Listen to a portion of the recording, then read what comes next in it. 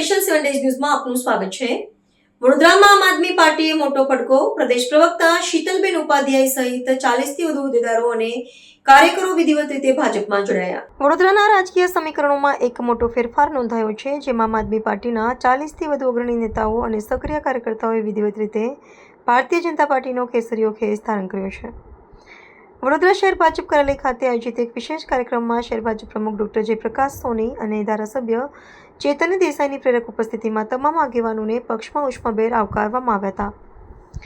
ભાજપમાં જોડાનાર મુખ્ય ચહેરાઓમાં આપણા પ્રદેશ પ્રવક્તા શીતલબેન ઉપાધ્યાય, દર્શનભાઈ રાવલ, સંદીપભાઈ રાવલ, અરવિંદભાઈ મૌર્ય, રાજુબેન દરબાર અને ભૂષણ બાગોલ જેવા દિગ્ગજ નામોનો સમાવેશ થાય છે। આ સામૂહિક પક્ષપલટાથી સ્થાનિક સ્તરે આમ આદમી પાર્ટીના સંગઠનને વ્યાપક ફટકો પડ્યો છે। આ જ મંચ પરથી રાજકીય માહોલ ગરમાવતા શહેર ભાજપ પ્રમુખે મહિલા અનામતના સંવેદનશીલ મુદ્દે મુખ્ય વિપક્ષ કોંગ્રેસની નીતિઓ પર પણ આકરા પ્રહારો કર્યા હતા। નવા જોડાયેલા સભ્યોનું સ્વાગત કરતા શહેર ભાજપ પ્રમુખ ડોક્ટર જયપ્રકાશ સોનીએ જણાવ્યું હતું કે વડોદરા મહાનગર ભાજપ પરિવાર માટે આ એક વિશેષ અને ગૌરવપૂર્ણ ક્ષણ છે। અગાઉ આપમાં સક્રિય ભૂમિકા ભજવતા હોદ્દેદારો અને કાર્યકરો આજે ભાજપની રાષ્ટ્રવાદી વિચારધારા અને વિકાસની રાજનીતિથી પ્રેરાઈને પક્ષમાં જોડાયા છે। ચૂંટણીલક્ષી આ રાજકીય ધ્રુવીકરણથી વડોદરામાં શાસક પક્ષનું માળખું વધુ સુદૃઢ અને શક્તિશાળી બન્યું છે। સૌને નમસ્કાર। આજની આ વિશેષ પત્રકાર પરિષદમાં ઉપસ્થિત અકોટા વિધાનસભાના લોકપ્રિય ધારાસભ્ય શ્રી ચૈતન્યભાઈ, વડોદરા મહાનગરના મહામંત્રી શ્રી લખલેશભાઈ, શ્રી રમેશભાઈ, મીડિયાના ઇન્ચાર્જ એવા શ્રી પાર્થભાઈ, સહ ઇન્ચાર્જ એવા કિરણભાઈ, પાર્થભાઈ સુતી, તમામ મીડિયાના ભારતીય જનતા પાર્ટી તરફથી કામ કરતા કાર્યકર્તાઓ અને આપ સૌ પત્રકાર મિત્રો, ફોટોગ્રાફર, વિડીયોગ્રાફર, આપ અમારા આમંત્રણને માન આપીને ઉપસ્થિત રહ્યા છો। આપ સૌનો ખૂબ ખૂબ વડોદરા મહાનગર ભારતીય જનતા પાર્ટી વતી આભાર વ્યક્ત કરું છું। આપ સૌને ધ્યાનમાં જ હશે, અત્યારે વર્તમાનમાં રાષ્ટ્રપતિ એ મહિલા છે, એ જ રીતે વિત્ત મંત્રી પણ મહિલા છે। જ્યારે મહિલા આરક્ષણની વાત કરવામાં આવી ત્યારે જે પ્રમાણે આ મહિલા આરક્ષણ માટે પાર્લામેન્ટમાં જે પ્રમાણે કોંગ્રેસે વિરોધ કર્યો, ખરેખર તો ભારતની નાગરિકોની સંખ્યાની સામે જોઈએ તો 50% મહિલાઓ છે।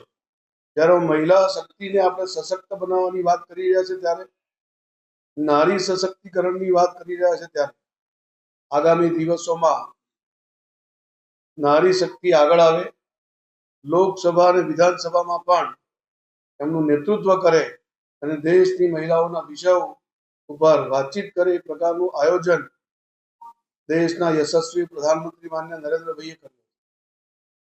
33% મહિલાઓના આરક્ષણની વાત રજૂ કરી હતી, પરંતુ બે મોઢાવાળી કોંગ્રેસ એક બાજુ તો મહિલાઓ માટેની વાત કરે છે અને જ્યારે મહિલાઓને સશક્તિકરણ કરવાનો વિષય આવે છે ત્યારે એનો વિરોધ કરે છે। એટલે કે મહિલા વિરોધી કોંગ્રેસ બસ માત્ર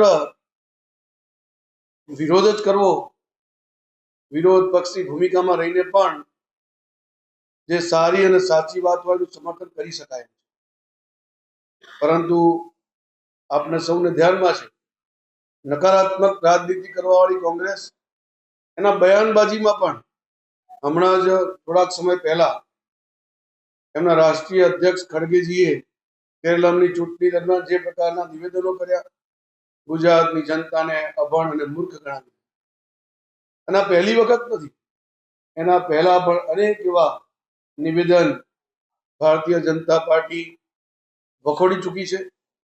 અને આ નિવેદનોથી એક નકારાત્મક રાજનીતિના કારણે આજે દેશની અંદર કોંગ્રેસ ધીરે ધીરે પોતાનો સત્તા ગુમાવી રહી છે। ભારતમાં આના ઇતિહાસમાં આપણા ત્યાં સ્ત્રી શક્તિ પહેલેથી મજબૂત રહી છે, એ રાણી અક્કાદેવી હોય, રાણી અહિલ્યાબાઈ હોય, ઝાંસીની રાણી લક્ષ્મીબાઈ હોય, એવા અનેક મહિલાઓએ ભારતના સમર્થનમાં ભારતને સમર્થ બનાવવા માટે એમનું અમૂલ્ય યોગદાન આપ્યું છે.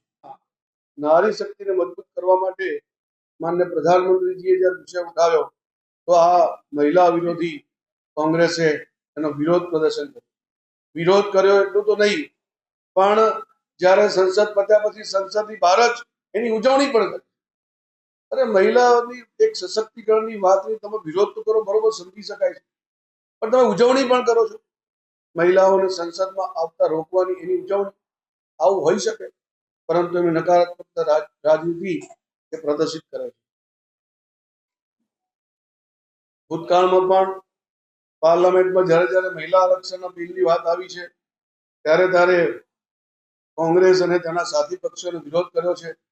આની પહેલા જ્યારે આરક્ષણનું બિલ આવ્યું હતું ત્યારે તો એને ફાડી નાખવામાં આવ્યું.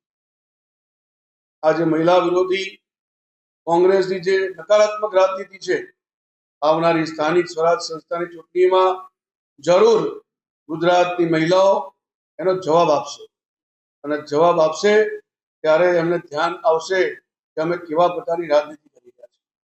તો આપ સૌના માધ્યમથી હું નાગરિકોને અપીલ કરું છું કે જે પ્રકારની માનસિકતાથી કોંગ્રેસ ચાલી રહી છે, આ નકારાત્મકતા, એને આપણે સંપૂર્ણપણે નાબૂદ કરીએ, એ જ સૌને હું આપના માધ્યમથી અપીલ કરું છું.